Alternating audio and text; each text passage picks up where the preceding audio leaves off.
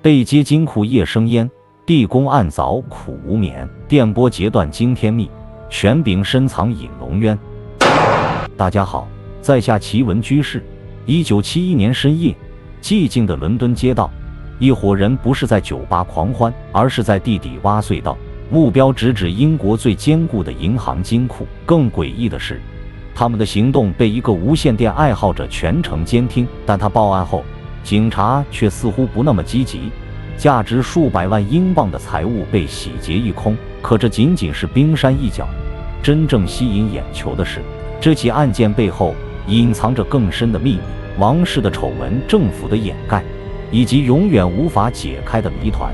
为什么英国政府要下达新闻封锁令？为什么与案件相关的机密文件要被封存到2071年？为什么有人说，这不仅仅是一场抢劫，而是一场权力的游戏？今天就让我们拨开历史的迷雾，一起探寻贝克街银行抢劫案背后的真相，看看这起看似简单的犯罪究竟隐藏着多少惊天秘密。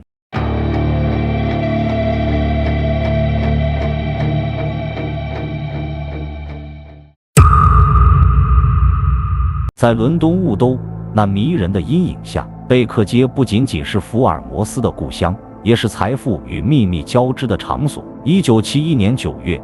当世界还沉浸在和平的幻想中时，一场大胆到令人难以置信的盗窃正在贝克街187号的劳埃德银行悄然上演。这不仅仅是一起普通的银行抢劫案，而是一场精心策划、灵感源自柯南·道尔笔下红发会的现实版犯罪剧。安东尼·加文，一位退伍老兵，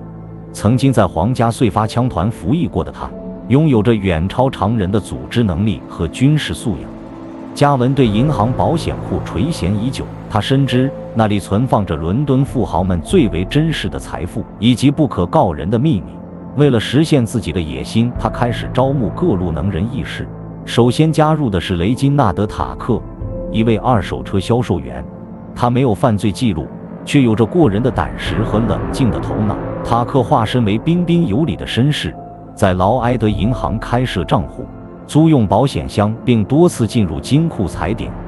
用一把雨伞和自己的臂展，秘密测量着金库的每一个角落，绘制出详细的地图。紧接着，托马斯·斯蒂芬斯也加入了团队，他同样是一位二手车销售员，但更擅长的是搜罗各种作案工具，热熔枪、液压千斤顶、炸药，这些足以撬动地球的装备都在他的安排下悄无声息地运往贝克街。有了地形图和工具，还需要一个合适的入口。加文敏锐地发现，紧邻劳埃德银行2家店面的皮具店即将倒闭。他迅速安排本杰明·沃尔夫，一位年过60的老人，以1万英镑的价格买下了这家店铺的租赁权。这家店铺的地下室恰好与劳埃德银行的金库位于同一水平线上，仅仅相隔1到40英尺的土层。一切准备就绪，只欠东风。1971年夏末，贝克街一带正在进行大规模的道路施工，剧烈的震动导致劳埃德银行的震动报警器频繁误报，最终不得不暂时关闭。加文得知这一消息后，知道机会来了，一场巧妙的盗窃即将打破贝克街的平静，让整个英国为之震惊。加文的计划不仅仅是一场简单的入室盗窃，而是一次对银行安保体系的全面挑战。在1971年那个燥热的夏日，皮具店的地下室成为了通往财富与秘密的黑暗入口。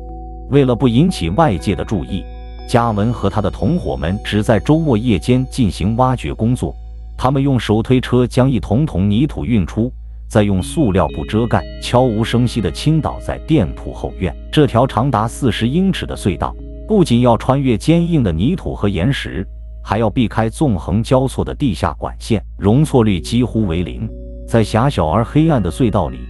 空气稀薄、闷热潮湿。加文后来回忆说，在那段日子里，他瘦了整整13公斤。每一次挖掘都伴随着坍塌的危险，每一次爆破都可能引来警察的注意。这是一场与时间的赛跑，一场与命运的豪赌。经过3个多月的艰苦挖掘，隧道终于延伸到了劳埃德银行金库的下方。然而，真正的挑战才刚刚开始。银行金库的地板是一层厚达3英尺的钢筋混凝土，即使是当时最先进的钻探设备也难以穿透。加文最初尝试使用液压千斤顶，希望将整个金库的地板顶开，但他很快发现金库下方竟然是一口废弃的老井，千斤顶的力量全部被老井吸收，根本无法撼动金库分毫。接下来他们又尝试了热熔枪，希望用高温融化钢筋混凝土，但这种方法不仅效率低下，而且产生了大量的烟雾和有毒气体，几乎让所有人都窒息。最终加文决定铤而走险，使用炸药。为了掩盖爆炸的声响，他精心计算了时间，选择在车流量最大的时刻引爆炸药，将爆炸声融入喧嚣的城市噪音之中。在一声沉闷的巨响之后，金库地板上终于出现了一个直径约30厘米的洞口。加文和他的同伙们用锤子和凿子小心翼翼地扩大着洞口，直到能够容纳一个人通过。在地下40英尺的黑暗深处，一个通往财富与秘密的迷宫终于被打通了。加文和他的同伙们如同黑暗中的幽灵，即将进入劳埃德银行的金库，开启一场惊心动魄的盗窃之旅。就在加文和他的同伙们即将进入劳埃德银行金库之际，一个意想不到的变数悄然降临。在距离贝克街半英里的温波尔街，一位名叫罗伯特·罗兰兹的无线电爱好者正试图用他的无线电接收机收听卢森堡广播电台的音乐节目。罗兰兹是一位35岁的普通市民，他的生活平淡而安逸，最大的爱好就是摆弄那些复杂的无线电设备。他没有想到，在那个夜晚，他的爱好会让他卷入一场惊天大案。当罗兰兹随意拨动无线电频率时，他突然听到了一些奇怪的声音，那是2个男人在用对讲机进行交谈。起初，罗兰兹以为他们是在讨论某个香烟店的抢劫计划，并没有在意。然而，随着谈话的深入，罗兰兹逐渐意识到事情远没有那么简单。这2个男人不仅在讨论抢劫计划，还提到了金库炸药等敏感词汇。罗兰兹意识到自己可能无意中截获了一伙正在进行银行抢劫的犯罪分子的通讯，他立刻拨打了报警电话，向当地的警察局报告了这一情况。然而，接电话的警察却认为这只是一个恶作剧，并没有认真对待。警察告诉罗兰兹，如果他能录下劫匪的对话，或许可以提供一些证据。罗兰兹并没有放弃，他找来一台老式的卡式录音机，开始录制劫匪的对话。在接下来的几个小时里，他一边收听劫匪的对话，一边祈祷警察能够尽快赶来。然而，警察并没有出现。罗兰兹意识到自己必须采取行动。凌晨2点，他再次拨打了报警电话，这一次他直接打给了苏格兰场伦敦警察厅的总部。苏格兰场终于意识到了问题的严重性，他们派出了一支特别行动队前往罗兰兹的住所，听取了他录下的录音。在确认了罗兰兹提供的证据后，警方立刻展开了行动，开始对贝克街周围的银行进行排查。然而，令人难以置信的是，警方在排查劳埃德银行时却并没有发现任何异常，他们只是简单的检查了金库的外观，确认金库门锁完好无损后就离开了。此时，加文和他的同伙们正躲在金库内部屏住呼吸，等待警察离开。罗兰兹的意外发现让警方有机会阻止这场抢劫案，但他所面临的冷漠和官僚主义最终导致了警方的失误。1971年9月13日星期一，当劳埃德银行的员工打开金库的大门时，他们被眼前的景象惊呆了。金库内部一片狼藉，268个保险箱被撬开，里面的财物被洗劫一空。一场震惊世界的贝克街银行抢劫案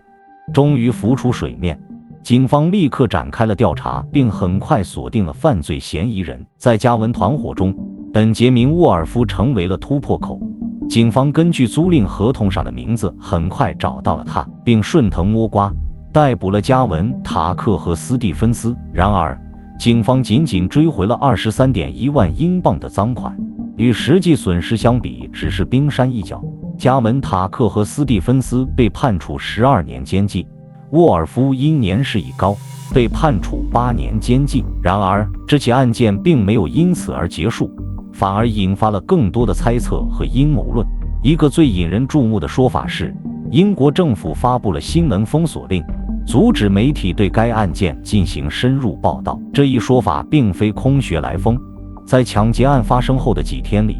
英国媒体对该案件的报道确实非常有限，这与案件本身的轰动性极不相符。那么，政府为什么要阻止媒体报道呢？一个流传甚广的说法是，劳埃德银行的保险箱里存放着一些对英国王室不利的照片，特别是公主与黑帮分子的亲密照片。为了维护王室的声誉，英国情报部门 MI5 秘密介入，试图取回这些照片。另一个说法是，保险箱里存放着一些涉及政府高官的丑闻，包括虐待儿童的照片。为了掩盖这些丑闻，政府不惜动用国家力量阻止真相的曝光。还有一种说法认为， MI5 是希望通过这次行动来扶持千里达和多巴哥的黑人激进分子，后者也与英国王室存在着千丝万缕的联系。这些说法都指向一个共同的结论：贝克街银行抢劫案不仅仅是一起普通的犯罪事件，而是一场涉及权力斗争、政治阴谋和王室丑闻的复杂剧。